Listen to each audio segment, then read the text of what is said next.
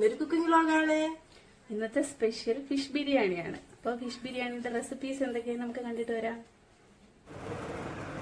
രാവിലെ തന്നെ നമ്മൾ മീൻ വാങ്ങാനായിട്ട് വാടിയിലേക്ക് പോയി. അങ്ങനെ ഒരു ബിരിയാണിക്ക് ആവശ്യമായിട്ടുള്ളൊരു മീനൊന്നും അവിടെ കിട്ടിയില്ലായിരുന്നു. നമ്മൾ പിന്നെ കുറേ നേരം അവിടെ വെയിറ്റ് ചെയ്തു. വന്ന വള്ളത്തിലൊക്കെ കുഞ്ഞു കുഞ്ഞു മീനുകളായിരുന്നു. അങ്ങനെ പിന്നെ നമ്മൾ കുറേ നേരം അവിടെ ഫോട്ടോസും വീഡിയോസും ഒക്കെ എടുത്ത് അവിടെ ഇങ്ങനെ നിൽക്കുമായിരുന്നു. അങ്ങനെ നമുക്ക് 4 കിലോയുടെ ഒരു നെമ്മീനാണ് കിട്ടിയത്. കിട്ടിയ പാടെ നമ്മൾ അവിടെ ഒരു ഷോപ്പിൽ കൊണ്ടു കൊടുത്ത്. കാരണം ഇനി വീട്ടിൽ പോയി കട്ട് ചെയ്യാനൊക്കെ നല്ല ടൈം എടുക്കും. ഇപ്പോഴേ നമ്മൾ ഒരുപാട് ലേറ്റ് ആയിരുന്നു. അങ്ങനെ പിന്നെ നല്ല വൃത്തിയായിട്ട് ബിരിയാണിക്കുള്ള സെപ്പറേറ്റ്, ഫിഷ് കറിക്ക് അങ്ങനെ സെപ്പറേറ്റ് ആക്കി എല്ലാം കട്ട് ചെയ്ത് നമ്മൾ പെട്ടെന്ന് തന്നെ വീട്ടിലോട്ട് പോകാനായിട്ട് അങ്ങനെ നമ്മൾ വീട്ടിലെത്തി. വീട്ടിൽ വന്ന ഉടനെ തന്നെ നമ്മൾ ബിരിയാണിക്കുള്ള റൈസ് എല്ലാം കുതിർത്ത് വെച്ച്. കാരണം വെച്ചാൽ ബിരിയാണി വെക്കുന്നതിന് ഒരു ½ അവർ മുമ്പ് നമ്മൾ ഇത് സോക്ക് ചെയ്യാനായിട്ട് വെക്കേണ്ടതുണ്ട്. അങ്ങനെ നമ്മൾ ഇതെല്ലാം സോക്ക് ചെയ്യാൻ വെച്ച് പിന്നെ നമ്മൾ കട്ട് ചെയ്ത് വാങ്ങിയ ഫിഷ് കുറച്ചെടുത്ത് നാളത്തേക്ക് ഫ്രിഡ്ജിൽ വെച്ചിട്ട് ബാക്കിയാണ് നമ്മൾ ബിരിയാണിക്ക് വേണ്ടി എടുക്കുന്നത്. ഈ സമയം കൊണ്ട് തന്നെ നമ്മുടെ പറമ്പിലുണ്ടായ കുറച്ച് മാങ്ങ കിട്ടി. നമ്മൾ ഷേക്ക് അടിക്കാൻ വേണ്ടി കട്ട് ചെയ്ത് ഷേക്ക് അടിക്കുമായിരുന്നു. അങ്ങനെ അരിയൊക്കെ നല്ലപോലെ കഴുകി വൃത്തിയാക്കി കുതിർത്ത് വെച്ചിട്ട് ഞങ്ങൾ ഓടി വന്ന് ഷേക്ക് കുടിക്കാനായിട്ട് വന്നു. പോയതിന് നല്ല ക്ഷീണം കൂടി ഉണ്ടായിരുന്നു നമുക്ക്. അങ്ങനെ ഷേക്കൊക്കെ കുടിച്ചപ്പോഴത്തേക്കും ബിരിയാണി വെക്കാനുള്ള ഒരു എനർജിയൊക്കെ വന്നു. ഷേക്ക് നല്ല സൂപ്പറായിരുന്നു. അതൊക്കെ പറയുമായിരുന്നു നമ്മൾ, ഷേക്ക് നല്ല സൂപ്പറാണ്. പക്ഷേ മക്കൾ നല്ല ബഹളം ആയതുകൊണ്ട് തന്നെ അത് ഇടാനൊന്നും പറ്റിയില്ല. അങ്ങനെ നമ്മൾ ഓടി അടുക്കളയിലോട്ട് പോയി ബിരിയാണി വെക്കാമല്ലോ എന്ന് വിചാരിച്ച്. കാരണം ഒരുപാട് ലേറ്റ് ആയായിരുന്നു. അങ്ങനെ നമ്മൾ ഫിഷൊക്കെ നല്ലപോലെ വൃത്തിയാക്കി കഴുകി വെച്ചു. ഇനി ഇതിനകത്തോട്ട് നമുക്ക് മസാല പുരട്ടണം. അപ്പോൾ ഇതിനാവശ്യമായിട്ടുള്ള മസാല എന്ന് പറയുന്നത് ഉപ്പ്, മുളക് പൊടി, മല്ലിപ്പൊടി, മഞ്ഞൾപ്പൊടി, ഗരം മസാല, ഫിഷ് മസാല, കുരുമുളക് പൊടി. അപ്പോൾ ഇതെല്ലാം കൂടി ഇട്ട് നമ്മൾ നല്ലപോലെ ഇത് മിക്സ് ചെയ്ത് വെക്കണം. ഈ ടൈമിൽ തന്നെ നമുക്ക് ബിരിയാണി റൈസ് വേവിക്കാനായിട്ടുള്ള വെള്ളം അടുപ്പത്ത് വെച്ചിട്ടുണ്ട്. പിന്നെ നമ്മൾ ഹെൽപ്പ് ചെയ്യാനായിട്ട് 2 പേര് വരാമെന്ന് രാവിലെ പറഞ്ഞതാണ്. സമയം ഇപ്പോൾ ഒരുപാട് വൈകി, അവരെ ഇതുവരെയും കണ്ടില്ല. അവർ ലേറ്റ് ആയതുകൊണ്ട് തന്നെ നമ്മൾ വെജിറ്റബിൾസ് എല്ലാം കട്ട് ചെയ്ത് വെച്ചു.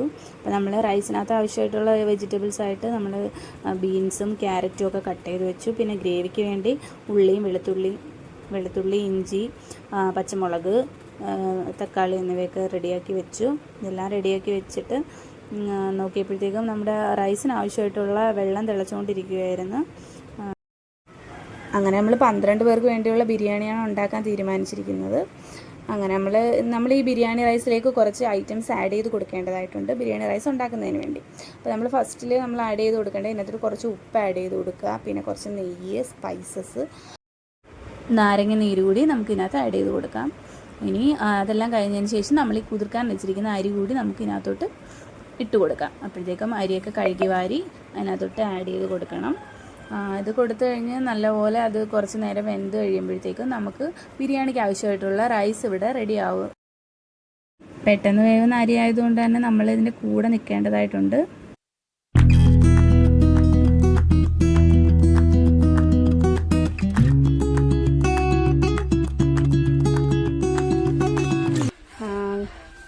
രാവിലെ ബിരിയാണി ഉണ്ടാക്കാമെന്ന് പറഞ്ഞ് നമ്മളെ ഹെൽപ്പ് ചെയ്യാമെന്ന് പറഞ്ഞവർ വരുന്നതേ ഉള്ളൂ ഗൈസ്.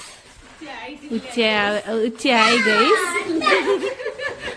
12 മണിയോളം കഴിഞ്ഞു ഗൈസ്. ഇനി ഫുഡ് കഴിച്ചാൽ മതി ഗൈസ്. എല്ലാം ഇവിടെ റെഡിയായി. വന്നപ്പോ തന്നെ ഒരു പണി കൊടുത്തിട്ടുണ്ട്. സവാള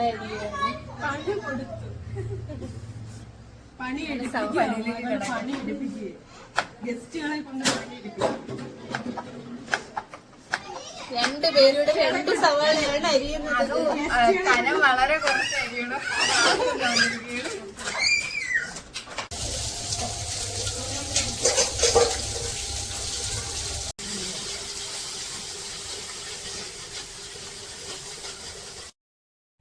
ഇപ്പോൾ ബിരിയാണിക്കുള്ള ഗ്രേവി തയ്യാറാക്കിക്കൊണ്ടിരിക്കുകയാണ്. അപ്പം നമ്മൾ ഫിഷ് ഫ്രൈ ചെയ്ത എണ്ണയിലാണ് ഗ്രേവി തയ്യാറാക്കുന്നത്. കാരണം വെച്ചാൽ ഫിഷിൻ്റെ ഒരു മണവും ചെവയൊക്കെ ബിരിയാണിക്ക് കിട്ടുന്നതിന് വേണ്ടിയാണ് നമ്മളിങ്ങനെ തയ്യാറാക്കുന്നത്. ഈ എണ്ണയിലോട്ട് നമ്മൾ ആദ്യം ഇഞ്ചി, വെളുത്തുള്ളി, പച്ചമുളക് പേസ്റ്റ് ആഡ് ചെയ്യണം.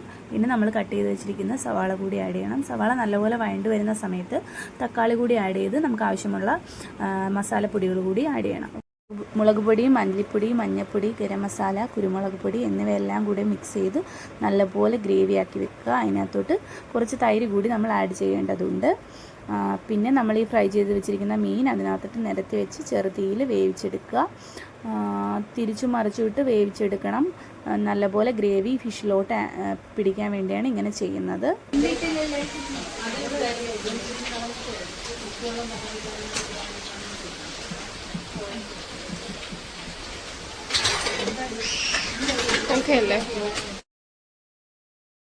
അപ്പം അകത്ത് അടുപ്പൊന്നും ഒഴിവില്ലാത്തതുകൊണ്ട് തന്നെ അമ്മ വെളിയിൽ അടുപ്പിൽ പപ്പടം കാച്ചി വെക്കുന്നുണ്ട്.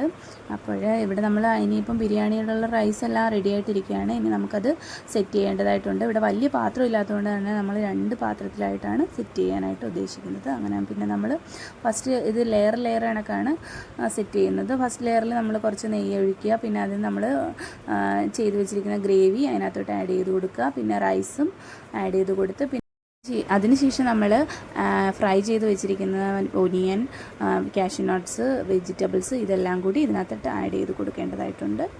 അങ്ങനെ ഇതെല്ലാം ആഡ് ചെയ്ത് കൊടുത്ത് നമ്മൾ ലെയറായിട്ടാണ് സെറ്റ് ചെയ്ത് വെക്കാനായിട്ട് ഉദ്ദേശിക്കുന്നത്. അപ്പോഴേക്കും ഇവിടെ എല്ലാവർക്കും നല്ല വിശപ്പായി തുടങ്ങിയിരുന്നു. കാരണം സമയം ഒരുപാട് ലേറ്റായി.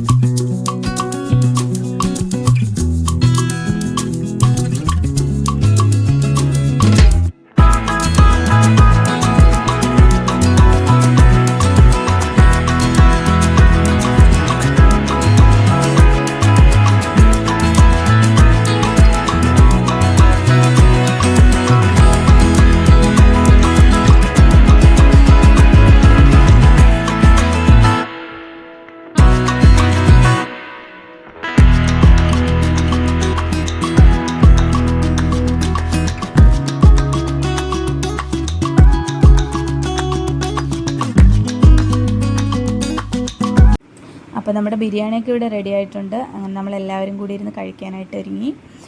അങ്ങനെ ഒരുപാട് വിശന്ന് കഴിച്ചതുകൊണ്ടാണോ എന്നറിയില്ല, നല്ല ടേസ്റ്റ് ഉണ്ടായിരുന്നു ബിരിയാണിക്ക്. ഇതൊക്കെ എല്ലാം കഴിച്ച് കഴിഞ്ഞിട്ട് നമ്മൾ കുറച്ച് റീൽസൊക്കെ പ്രാക്ടീസ് ചെയ്തായിരുന്നു. അപ്പോൾ അതിൻ്റെ വീഡിയോസ് ഇതിന് എൻഡിൽ ആഡ് ചെയ്തിട്ടുണ്ട്.